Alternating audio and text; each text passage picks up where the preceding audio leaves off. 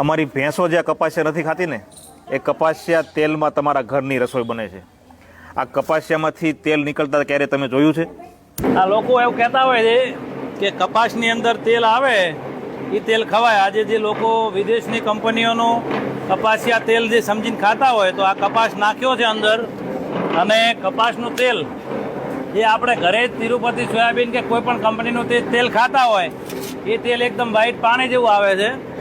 અને આ કપાસ જે કરે છે, જુઓ આ કલર બતાય ભાઈ, આ કંકુ જેવો કલર. આ કપાસનું કાયદેસર પશુઓ માટે છે, અને પશુઓનું તેલ લોકો ખાવા માંડ્યા, એટલે કેન્સરમાં કોઈ ઘર બાકી રહેવાનું નથી. એટલે મહેરબાની કરી કપાસના નામે કોઈ ખાતા હોય તો છેતરાશો નહીં, કારણ કે 50 થી 51 કિલોનો કપાસનું અંદર નાખ્યું છે, તાર હજી 3 કિલો કે 3.5 કિલો તેલ બહાર નથી નીકળ્યું. કપાસની અંદર 10% તેલ આવે છે, એટલે 20 કિલોની અંદર 2 કિલો તેલ નીકળતું હોય, તો આપણને જે 1500માં અને 1600માં જે કપાસિયાના નામે જે ડબ્બા વાપરતા હોય, તો એ બધું તમામ વિદેશથી, મલેશિયાથી પામ તેલ આવે છે. એટલે કપાસિયા સમજીને કોઈ ખાશો નહીં, કારણ કે ઉપરથી અધિકારીઓ બધા જૂઠ બોલી અને વેપાર કરે છે. મહેરબાની કરી શાંતિથી જીવવું હોય તો પોતાનો રાયડો, પોતાનો સરસવ. આ છે સરસવ.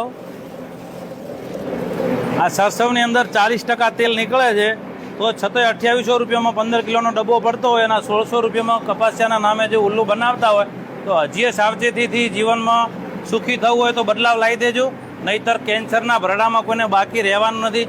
સરકારે ઉપરથી તમામ વેપારીઓને ભેળસેળ અને ભ્રષ્ટાચાર આપી દીધો છે.